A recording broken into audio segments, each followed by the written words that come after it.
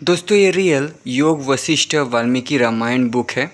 ये बुक बहुत पुराना है, इसलिए कुछ पेजेस जो हैं वो ख़राब हो गए थे, तो इसलिए मैंने दूसरे बुक से उन पेजेस को कंप्लीट किया है। आप पिछले वीडियो पे देख सकते हैं।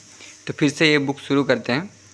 तो रियल रामायण, महाभारत, वेद, पुराण, कामसूत्र, उपनिषद, ये सब बुक अगर आप शुरुआत से पढ़ना चाहते हो तो प्लेलिस्ट में जाइए। वीडियो के नीचे चैनल के नेम है, पिक्चर पे क्लिक कीजिए, या फिर चैनल का नाम कुछ अलग कुछ रोचक को यूट्यूब पे भी सर्च करके प्लेलिस्ट में जा सकते हैं। तो थोड़ा पहले से पढ़ते हैं। श्री राम ने कहा, हे ब्राह्मण, पहले भगवान स्वयंभू ने किस कारण से ये कहा था, और हे प्रभु, आपने इसको कैसे प्राप्त किया था? मतलब ये जो ज्ञान है कैसे प्राप्त किया था, ये मुझे आप बतलाने की कृपा कीजिए। महामर्षि वशिष्ठ जी ने कहा, अनंत कार्यों के स्वरूप वाले, सब में व्याप्त और समस्त विषयों तथा वस्तुओं में भासित होने वाले चिदाकाश एवं अविनाश आत्मा वाले, इस जगत के रूप से स्पंदन युक्त तथा स्पंदन रहित आकार वाले उनके स्वरूप से, अर्थात पर ब्रह्म से विष्णु पैदा हुए और विष्णु से ब्रह्मा प्राप्त हुए। अर्थात पर ब्रह्म से विष्णु सुसंपन्न हुए थे और फिर उनके हृदय कमल से भगवान ब्रह्मा की समुत्पत्ति हुई थी। उन्हीं भगवान परमेष्टि ने इस संपूर्ण जगत का सृजन किया था। पर ब्रह्म मतलब गॉड, ईश्वर, अल्लाह, जो भी आप बोलिए।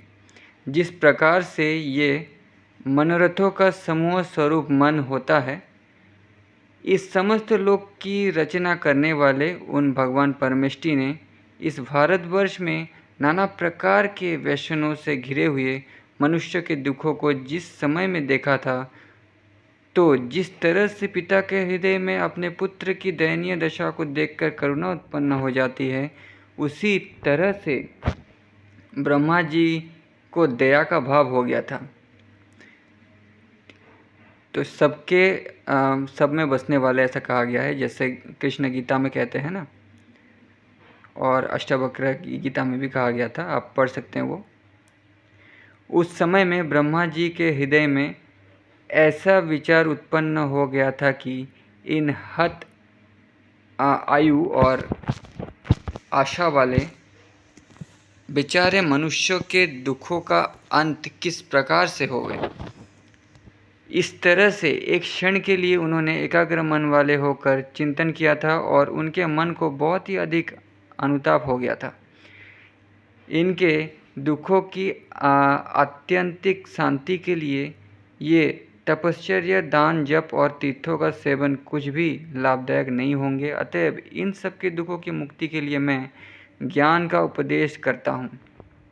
ऐसा वशिष्ठ जी कह रहे हैं कि ब्रह्मा जी ने सोचा था ऐसा। भगवान विष्णु की नाभि से समुत्पन्न कमल पर संस्थित होने वाले भगवान ब्रह्मा जी ने इस भांति अच्छी तरह से चिंतन करके उन्होंने मानसिक संकल्प के द्वारा मुझको उत्पन्न किया था। कमंडलू धारण करने वाले मैंने अक्षमालाधारी कमंडलू समन्वित पद्म पर संस्थित उन स्वामी ब्रह्मा जी को सादर प्रणाम करके अभिवादन किया था।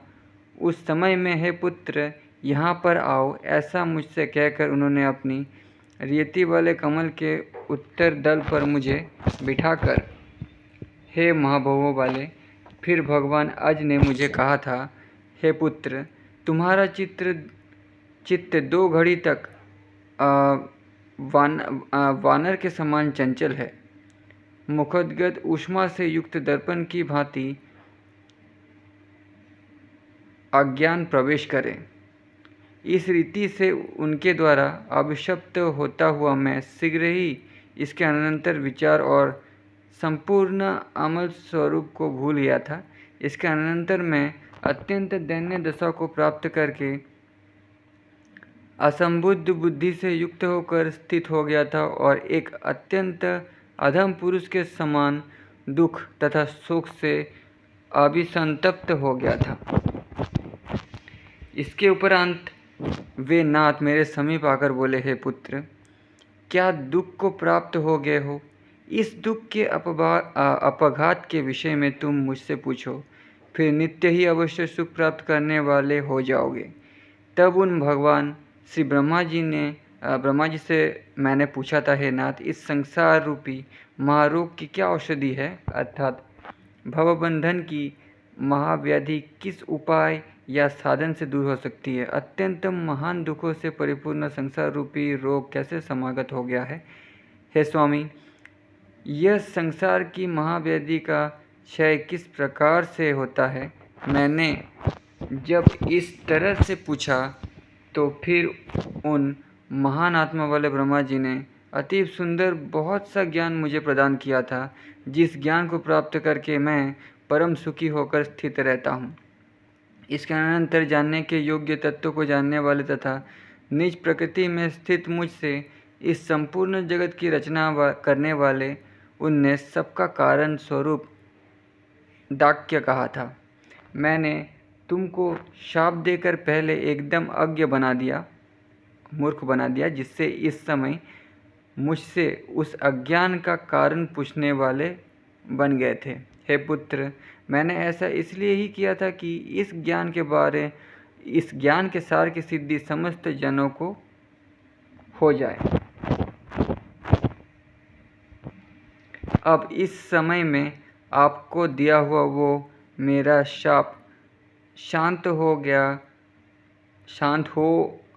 गया है और तुमने पूर्णतया विशुद्ध होकर परमोत्कृष्ट ज्ञान प्राप्त कर लिया है। हे वत्स, अब मेरी यही आज्ञा है कि तुम जम्बूद्वीप के मध्य में स्थित महापीठ को चले जाओ। हे साधु, समस्त लोगों पर परमानुग्रह करने के लिए अब तुमको भारतवर्ष में चले जाना चाहिए। वहाँ पर, हे पुत्र, क्रियाकांड में परायण महाबुद्धिमान बहुत लोग हैं, जो महान पंडित हैं, उच्च विचारों को रखने वाले हैं और वैराग्य से परिपूर्ण मन वाले लोग हैं। उन्हें क्षमशाली आपको क्रियाकांड क्रम के द्वारा उपदेश देना चाहिए। हे साधु, परमानंद प्रदान करने वाले ज्ञान के द्वारा आपको उन्हें अवश्य ही उपदेश देना चाहिए, क्योंकि वे ज्ञान के पूर्ण पात्र हैं। कमल से समुत्पत्ति होने वाले मेरे पिताजी श्री ब्रह्मा जी के द्वारा मेरी यहाँ पर नियुक्ति की गई है। अतएव हे साधु, जब तक इस जगत में ये भूत परंपरा अर्थात प्राणियों का आवागमन रहेगा, तब तक मैं यहाँ पर अवस्थित हूँ। इस कर्म क्षेत्र भारतवर्ष में मेरी अवस्थिति रखने में मेरा अपना कुछ कर्तव्य नहीं है, अर्थात किसी अपने उद्देश्य की सिद्धि के लिए मेरा अवस्थान नहीं है। केवल परमार्थ के लिए लोगों पर अनुग्रह के हेतु गुरु के वचन का पालन करने को मैं यहाँ स्थित हूँ। मुझे यहाँ पर स्थित रहना ही चाहिए, क्योंकि गुरु का ऐसा ही आदेश है। इसी कारण से अपने मन को जीतने वाला मैं इस भूमंडल में स्थित रहता हूँ। इष्ट और अनिष्ट की प्राप्ति में हर्ष एवं विषाद से रहित परम शांत निरंतर प्रसुप्त बुद्धि वाली वृत्ति से मैं केवल परमार्थ की दृष्टि से कार्य किया करता हूँ, और मैं वैसे अपने लिए कुछ भी नहीं किया करता हूँ। श्री वशिष्ठ जी ने कहा, सबसे पूर्व वक्ता के काव्य से उसकी अनज्ञता निर्णय करके जो मनुष्य प्रश्न किया करता है, वो पूछने वाला महती बुद्धि वाला हुआ करता है। तो फिर अन्य तीनों भी वशीभूत हो जाया करते हैं। इस प्रकार से चारों ही अनुकूल हो जाते हैं। तपश्चर्या और दम से युक्त सज्जन पुरुषों के सत्सर्गपूर्वक शास्त्रों के द्वारा आदि में इस सांसारिक बंधन से छुटकारा मोक्ष पाने के लिए अपनी प्रज्ञा का ही अभिवर्धन करना चाहिए। हे श्री राम, इस संसार विष के वेग से समुत्पन्न विपूचिका नाम वाली महान व्याधि है। इस व्याधि का प्रशमन ब्रह्म के साथ आत्मा की एकता के विज्ञान के स्वरूप वाला योग ही परम पावन गरुड़ मंत्र है, इसी के द्वारा हुआ करता है। जिस तरह से सर्पादि के विष की शांति गरुड़ मंत्र से होती है, उसी भांति इस सांसारिक महाविष की शांति ब्रह्म के साथ आत्मा के ऐक्य विज्ञान से होती है। संसार के विष लिए यही गरुड़ मंत्र के समान है। ये परमार्थ ज्ञान योग्य सज्जन पुरुषों के साथ शास्त्रों के विचार करने से प्राप्त हो जाया करता है। ये सांसारिक विषय ही अर्थात विषयों का उपभोग ही महाविष है। उससे समुत्पन्न से भी उस प्रकार का सुख प्राप्त नहीं होता है जिस तरह का परम सुख आंतरिक शांति से मनुष्य को प्राप्त होता है। जिस शांति का ऐसा अत्युत्तम फल होता है उसका स्वरूप यह है कि शांति वाला पुरुष शुभ और अशुभ का श्रवण करके, स्पर्श करके, देखकर, खाकर और सुनकर भी ना तो ग्लानि किया करता और न हर्ष को ही प्राप्त होता। अर्थात शुभ और अशुभ जिसके लिए दोनों ही समान हैं वही शांत कहा जाया करता है। मृत्यु, उत्सव और युद्ध आदि के भी अवसरों में जिसका मन आकुलता से रहित चंद्रमा के बिंब के समान परम स्वच्छ हो वही शांति संपन्न कहा जाता है। महान वैराग्य में समस्थित दृढ़ विवेक वाले पुरुष को, जो कि भविष्यता की अपरिहार्यता को जानता है, सुख दुख की प्राप्ति में हर्ष विषाद कुछ भी नहीं हुआ करता, इसी को शम कहा जाता है। तपस्वियों में, बहुत सी बातों का ज्ञान रखने वालों में, याजकों में, राजाओं में, बलशालियों में और गुणगण से युक्त में जो शम वाला पुरुष होता है वही शोभित हुआ करता है। अर्थात शांति के आगे तप, ज्ञान, यजन, ऐश्वर्य, बल और अनेक अन्य गुण सभी फीके पड़ जाया करते हैं और इनका कुछ भी महत्व नहीं होता। श्री राम, इस सम की अत्यधिक महिमा इसीलिए है कि बड़े दो महान पुरुषों ने भी इसी का समाश्रय ग्रहण कर समुच्च परम पद की प्राप्ति की है। शम ऐसा अद्भुत है कि इसका कोई हरण नहीं कर सकता और श्रेष्ठ पुरुषों ने इसकी सुरक्षा की है तथा इसे अमृत स्वरूप का अवलंबन किया है। इसी शम परम गुण के सहारे से महानुभावों ने परम पद का लाभ प्राप्त किया है। अतएव सिद्धि के लिए अर्थात परम पद की प्राप्ति के हेतु सम, विचार, संतोष, ध्यान आदि का क्रमशः तुम भी अनुपालन करो। किस कार्य का क्या कारण है, इसके ज्ञान रखने वाले पुरुष को उचित है कि समस्त सत्कर्मों को ईश्वर के चरणों में समर्पित करके परम पावन और शास्त्र ज्ञान द्वारा निवृत्ति परायण विमल बुद्धि से निरंतर आत्मज्ञान का विचार ही करना चाहिए। विचारों की जब तीक्ष्णता होती है तो वो विमलता को प्राप्त हुई बुद्धि परम पद को देख लिया करती है। अर्थात विवेक की तीव्रता से बुद्धि में सूत्रा परम पद की प्राप्ति की भावना स्थिर हो जाया करती है। इस अत्यंत बड़े हुए सांसारिक बंधन रूपी महान रोग की विचार करते रहना ही महापद है। बुद्धिमान पुरुष को चाहिए कि मैं कौन हूँ, मेरा इस जगत में किस उद्देश्य की सिद्धि के लिए आगमन हुआ है और इस संसार से क्या कितना संबंध है। इसी प्रकार से आपत्ति काल में भी सर्वथा स्वयं अपने आप के द्वारा इसमें अवस्थित होने वाले विघ्नों के प्रतिकार के सहित प्रबल प्रयत्नों के साथ चिंतन करते रहना चाहिए। सर्वथा विवेक की बुद्धि के द्वारा विचार करना ऐसा सुंदर नेत्रों के समान है जो अंधकार में भी नष्ट न होने वाले तथा अत्यंत तेज के चाकक्य से न दिखाई देने वाले और व्यवधान से युक्त की भी देख लिया करता है। अर्थात विचार करने पर सभी का वास्तविक मान हो जाया करता है। मैं कौन हूँ और ये संसार नाम वाला महान दोष मुझे किस प्रकार से प्राप्त हो गया है, इस रीति से न्यायपूर्वक जो परामर्श करता है उसे ही विचार कहा जाता है। महर्षि श्री वशिष्ठ जी ने कहा, इस जगत में संतोष की परम कल्याण करने वाला है, संतोष ही परम कल्याण करने वाला है। अतएव इस संतोष को ही सुख कहा जाता है। हे आर्यों के मर्दन करने वाले श्री राम, जो पुरुष इस सद्गुण संतोष से समन्वित होकर परम संतुष्ट होता है वो परम विश्राम को प्राप्त कर लेता है। इस संतोष स्वरूप वाले अमृत के पान से जो पुरुष अत्यधिक शांत होकर तृप्ति प्राप्त कर चुके हैं उनके लिए ये अतुल भोगों की श्री प्रतिकूल विष के ही तुल्य प्रतीत हुआ करती है। अब संतोष का स्वरूप बतलाते हुए कहते हैं कि जो अभीष्ट वस्तु प्राप्त नहीं हुई है उसकी प्राप्ति की इच्छा का त्याग करके तथा अभीष्ट वस्तु के प्राप्त हो जाने पर उसकी कमी एवं अधिकता होने के कारण से विषाद और हर्षोल्लास से रहित होने वाला जो सदा समभाव से युक्त पुरुष होता है वही संतुष्ट कहा जाया करता है। जिस समय तक पूर्ण रूप से संतोष नहीं होता है तब तक ज्ञान की उत्पत्ति नहीं हुआ करती है, क्योंकि अनेक आशाओं में फंसा हुआ मनुष्य विवश होकर अस्वस्थ होता है।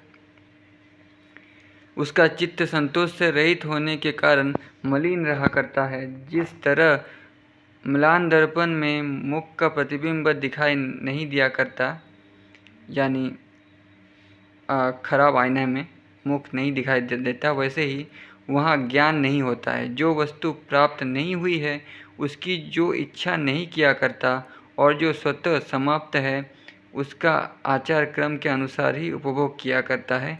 आचार क्रम का उल्लंघन न करना प्राप्त वस्तुओं के उपभोग में भी परम आवश्यक है।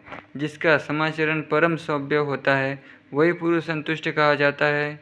हे श्री रघुनंदन, जो पुरुष गुणशाली पुरुषों के द्वारा समता से समालंकृत है वो इस संसार में परम श्रेष्ठ पुरुष है। ऐसे श्रेष्ठ पुरुष का उत्तम जन और महामुनिगण भी विशेष रूप से नमन किया करते हैं। हे महान बाहुओं वाले, इस जगत में मनुष्य को इस संसार के पार करने में विशेष रूप से सर्वत्र परम सुंदर साधु पुरुषों का समागम या संग उपकार किया करता है। साधु संगति इस संसार सागर के उत्तरण में विशेष रूप से लाभदायक हुआ करती है। विद्वान पुरुषों के समागम में परम शून्य स्थल भी प्राणियों से संकुल जैसा हो जाया करता है और मृत्यु भी उत्सव के समान प्रतीत होता है तथा आपत्ति भी सम्मति के तुल्य ही भाषित हुआ करती है। विद्वान सत्पुरुषों की संगति की ऐसी ही अद्भुत महिमा होती है। जो पुरुष शील अर्थात समस्त सांसारिक संतापों का शमन करने वाली और शीत अर्थात अत्यंत विशुद्ध सत्पुरुषों की संगति स्वरूपिणी गंगा में स्नान कर चुका है उसको फिर दान, तीर्थाटन, तपश्चर्या और यज्ञादि के करने की कोई भी आवश्यकता नहीं है। अर्थात दानादि से कहीं अधिक महत्व सत्पुरुषों के संग का हुआ करता है, जिन्होंने अहंकार की ग्रंथि का भेदन कर दिया है और आत्मज्ञान के पूर्ण ज्ञाता है। ऐसे सबके द्वारा सम्माननीय साधु पुरुषों का सभी प्रकार के उपायों से संसेवन करना चाहिए, क्योंकि ये साधु पुरुष ही इस संसार रूपी सागर के संतरण का अत्युत्तम उपाय एवं साधन है। विवेकपूर्ण विचार, संतोष, सम और साधु संगति से चार ही इस सांसारिक बंधनों से विमुक्ति पाने के परम विशुद्ध उपाय या साधन हुआ करते हैं। जिन पुरुषों ने इन संसाधनों का भली भांति अभ्यास किया है वे इस महामोह के संसार रूपी जल के सागर से समुत्तीर्ण हो गए हैं। हे राम, आप तो इस संपूर्ण गुणों की लक्ष्मी के द्वारा समाश्रित है, अर्थात आप में ये सभी गुण वर्तमान हैं। अब आप मन के मोह को हरण करने वाले मेरे द्वारा कहे जाने वाले वक्ता का श्रवण करिए। हे शत्रु के मर्दन करने वाले श्री राम, इस मोक्ष प्राप्त करने के उपाय को कथा को जो श्रवण करने वाले पुरुष हैं उनको चाहना न होने पर भी बलात् ज्ञान प्राप्त हो जाया करता है। जो मनुष्य को बोध हो जाया करता है तो उस पुरुष की बुद्धि में रहने वाले लोभ, मोह प्रवृत्ति सभी दोष एकदम नष्ट हो जाया करते हैं और उसका मन शरत काल में सरोवर के समान विमल होकर परम प्रसाद को प्राप्त हो जाता है। दीनता और दरिद्रता के दोषों से युक्त है और उपादेय विषयों के विकल्प जो मर्म वेदन करने के लिए प्रकट अवसर वाले हैं, उस बोध संपन्न पुरुष का सुंदर सुदृढ़ कवचधारी का बाणों की भांति छेदन नहीं किया करते हैं। अर्थात बोध वाले पुरुष के मन में दैत्यादि दोष प्रवेश नहीं पाया करते हैं। ये अत्यंत भीषण सांसारिक बीती आज संसार में पुनः पुनः जन्म मरण के भय प्रबुद्ध व्यक्ति के हृदय का छेदन नहीं किया करती है, अपितु उसके हृदय में मंदराचल से रहित सागर के समान परम ममता की भावना का उदय हो जाता है। जो विचारशील पुरुष हैं उसके अंतःकरण में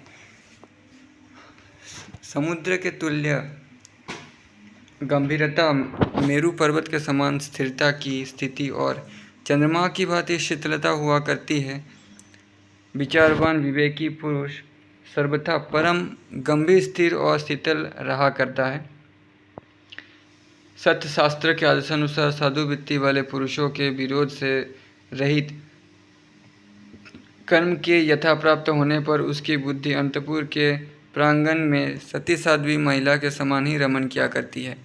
शांति को प्राप्त हो गई है समस्त विशेषता जिसकी, ऐसे उस पुरुष की जीवनमुखता धीरे धीरे परिपाक को प्राप्त होती हुई वाणियों का अविषय होती है, अर्थात उसकी स्थिति अनिर्वचनीय हो जाया करती है, जो कि वचनों के द्वारा प्रतिपादित नहीं हो सकती है।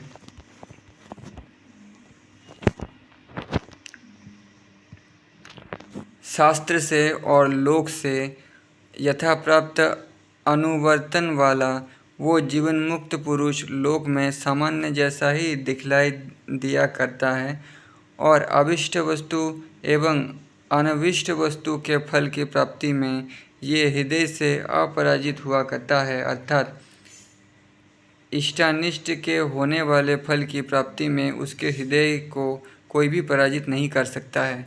सुखपूर्वक आसन बांधकर बैठने वाले, जो भी संभव हो उसका आसन करने वाले, जो सदाचार के विरुद्ध हो, उनमें भोगों के जाल में स्थित न होने वाले, देश और काल के अनुसार सुख और मोक्ष कथा के क्रम युक्त यथासंभव इस सत्संग का प्रकृष्ट रूप से विचार करने वाले पुरुष के द्वारा इस संसार में शांति प्रदान करने वाला महान बोध प्राप्त किया जाया करता है, जिसके होने से फिर माता की योनि से जन्म में होने वाली पीड़ा नहीं हुआ करती है।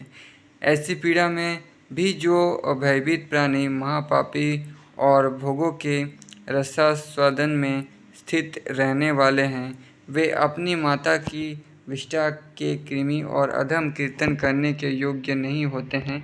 शांति और शास्त्र के ज्ञान से विभूषित विचारपरायण पुरुष को उपशम, शास्त्रोपदेश, सौजन्य, उत्तम बुद्धि और शास्त्रीय ज्ञान वाले पुरुषों के समागम के द्वारा अंतरांतर में सुसंपन्न धर्मार्थ के उपार्जन की क्रिया वाला होना चाहिए। विद्वान पुरुष को तब तक प्रबल प्रयत्नपूर्वक निरंतर विचार करते रहना चाहिए जब तक पुनः नष्ट न होने वाली तुर्यपद नामक परम शांतिमयी आत्मा की विश्रांति प्राप्त न हो जाए। जो पुरुष तुर्यपद नामक शांति से युक्त होकर इस भवसागर से पार हो गया है, वो चाहे गृहस्थाश्रमी हो या सन्यासी हो, उसका जीवन रखने अथवा ना जीने से या कर्म करने अथवा कर्म ना करने से कोई भी प्रयोजन नहीं रह जाता और ना श्रुति स्मृतियों के विभ्रमों से उसका कुछ प्रयोजन होता है। वो तो निमंदर सागर के ही समान यथास्थित रहा करता है। समस्त प्रमाणों की सत्ता का प्रमाण एकमात्र प्रत्यक्ष ही होता है। अतएव हे श्री राम, अब आप उसी के विषय में श्रवण करिए जो कि मेरे द्वारा कहा जाने वाला है। यह ज्ञान का विस्तार ऐसा है जिसके मध्य में ज्ञान का पूर्ण सार भरा हुआ है। किसी बालक का भी वचन यदि युक्तियों से संपन्न है तो उसे बालक से भी अवश्य ही ग्रहण कर लेना चाहिए। जो सार शून्य शब्दाडंबर पूर्ण वचन हो, वो भले ही ब्रह्मा जी के द्वारा ही क्यों ना कहा जाए, परित्याग कर देना चाहिए। वचन का महत्व तो उसकी सारगर्भता में ही हुआ करता है। हे काकुत्स्य, आप मेरे द्वारा कहे हुए जिन जिन दृष्टांतों से यहाँ पर आप बोध प्राप्त करते हैं, वे सब कारण वाले हैं आप उस अकारण ब्रह्म को प्राप्त करें। यानी श्री राम को वशिष्ठ जी कहते हैं कि आप आत्मा हो जाएं, मतलब ब्रह्म हो जाए, ब्रह्म को प्राप्त करें। जैसे कृष्ण गीता में अर्जुन से कहते हैं मैं मतलब ब्रह्म, अष्टावक्र राजा जनक से कहते हैं। ठीक है, तो राम से ऊपर ब्रह्म है ऐसा कहा जा रहा है। जो वहाँ पर आपसे, तो आप मेरे पिछले वीडियोस जो अष्टावक्र गीता और भगवद गीता है वो पढ़ करके भी आप जान सकते हैं पूरी तरह डिटेल में। जो या फिर उपनिषद भी है, उपनिषद भी पढ़ सकते हैं। जितना है वो वीडियो वो सब अगर आप पढ़ते हैं तो और ज़्यादा जानने को मिलेगा। जो यहाँ पर आपसे ब्रह्म के उपदेश का दृष्टांत कहा जाता है उसमें आप मध्य में एक देश धर्मित्व को ग्रहण करें।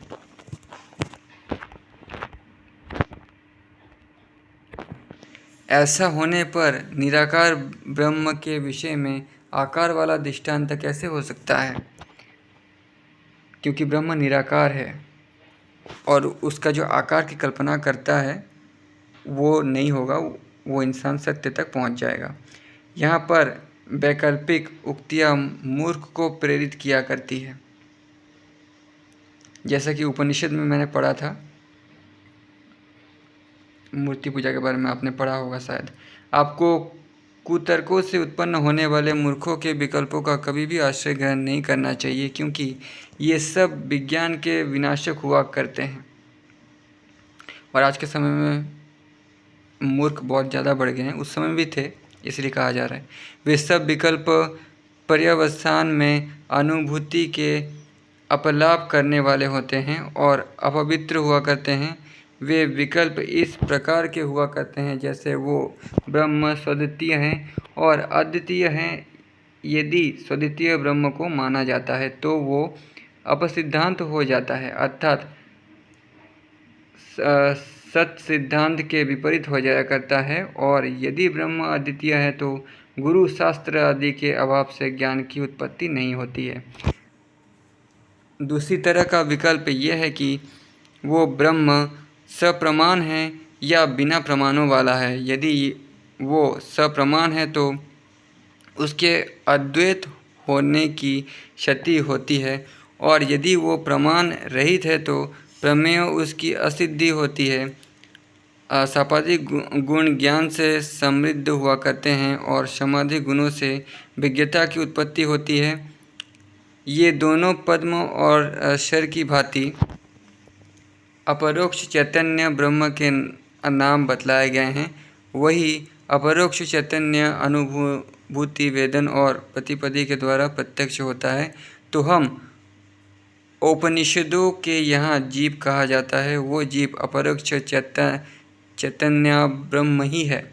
वही संवित चित्तगत चित्त प्रतिबिंब लक्षण वाला जीवानुमान इस नाम से कहा जाता है। वही संविद रूप वाला परमात्मा अपनी अविद्या से चित्त की उपाधि वाला होकर पुमान होता है, और इसके पश्चात अहंता के प्रत्यय होने से अहंकार के स्वरूप वाला हो जाता है। यहाँ पर ये उपलक्षण मात्र है। तात्पर्य यह है कि वही सभी बुद्धात्मक और मन आत्मक भी हो जाता है, तथा वही ब्रह्म पदार्थ के रूप विवर्तमान हो जाता है, और संपूर्ण दृश्य जगत उसी ब्रह्म का प्रत्यक्ष स्वरूप है। वही परमात्मा संकल्प विकल्प श्रम संशय आदि के द्वारा अनेक अवस्थाओं के क्रम वाला हो जाता है। जिस तरह जल की तरंगादि के रूप से स्फुरित हुआ करता है और तरंग जल से कोई भिन्न वस्तु नहीं है, वैसे ही ये अपरोक्ष चैतन्यात्मा ब्रह्म ही का ये संपूर्ण दृश्य जगत स्वरूप है। उससे भिन्न कुछ भी अन्य नहीं है। इस दृश्य जगत के स्वरूप में स्फुरित होते हुए भी जगत के कारण रूप ब्रह्म से उसके विपरीत जीव के साथ ऐक्य में कुछ भी बाधा नहीं होती है। इस जगत की सृष्टि के पहले क्रिया के अभाव होने से ये ब्रह्म अकारण स्वरूप ही था और वही कारणभूत हो गया है। जब मायामयी स्वर्गापेक्ष लीला से आत्मा में संस्कार रूप से विद्यमान इस जगत का स्वयं ही कारणभूत हो गया है, अर्थात इस स्फुरित कार्य स्वरूप जगत के अपने स्वरूप का स्वयं ही ब्रह्म कारण है, जो कि अब जगत के रूप में प्रत्यक्ष दिखाई दे रहा है।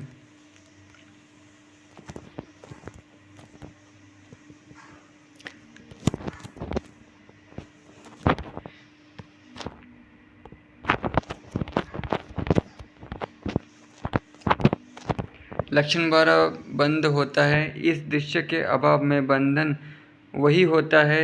जिस प्रकार से ये दृश्य नहीं होता है वही बतलाया जाता है। इसका आप श्रवण करिए। जो ये सभी कुछ स्थावर अचल जड़ और जगम जल चेतन स्वरूप जगत दिखाई देता है वो संपूर्ण विनाशशील है और सुषुप्ति दशा में होने वाले एक स्वप्न के ही तुल्य है। कल्प के अंत में ये संपूर्ण दृश्य जगत विनष्ट हो जाया करता है।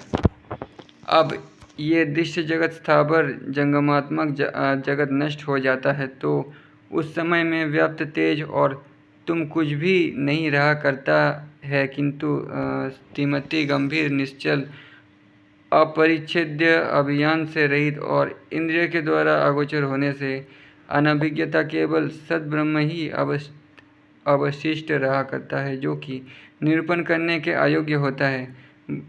बुद्धिजनों के द्वारा उस महान आत्मा वाले की ऋचा आत्मा परब्रह्म और सत्य इत्यादि संज्ञाएं व्यवहार के लिए कल्पित की है, वही स्मित गंभीर रूप वाला परमात्मा स्वयं ही स्वच्छ जल में आकाश के समान अन्य जैसा समुल्लासित होता हुआ भावी जीवादि नामों से जीवता को प्राप्त हो जाता है। भूतों के कारण होने से भूतात्मा वो जीव शब्दार्थ संकल्प से शुद्धता को प्राप्त होता हुआ मनन अर्थात संकल्पों के करने से मथरीभूत होकर मन होता है। उस महान परमात्मा का मन ये नाम होता है। जिस प्रकार से सुस्थिर वारिधि को अस्थिर आकार वाली तरंग हुआ करती है, वो स्वयं स्वच्छंदता पूर्वक नित्य ही शीघ्र संकल्प किया करता है और उस समष्टि मन के द्वारा शब्दादि पंच तन्मात्रा आकार आदि पंच महाभूत और ब्रह्मांड आदि भौतिक लक्षण वाले इस जगत की इंद्रजाल की रचना की जाया करती है। सुवर्ण के कटक की रचना होती है, किंतु वो कटक इस नाम से कहे जाने वाला सुवर्ण से भिन्न नहीं होता है और हेम का कटक से पृथक कोई अन्य पदार्थ नहीं है। ठीक इसी भांति परमात्मा में जगत शब्दार्थता होती है। इस संसार में मर्चियों की नदी की चंचल उर्मी की तरह से असत मन से होने वाली जगत में इंद्रजाल की श्री का विस्तार किया जाया करता है। तो दोस्तों वीडियो बहुत बड़ा हो गया है, इसलिए आज की वीडियो पे इतना ही। इसके बाद नेक्स्ट वीडियो पे पढ़ेंगे। तब तक के लिए धन्यवाद।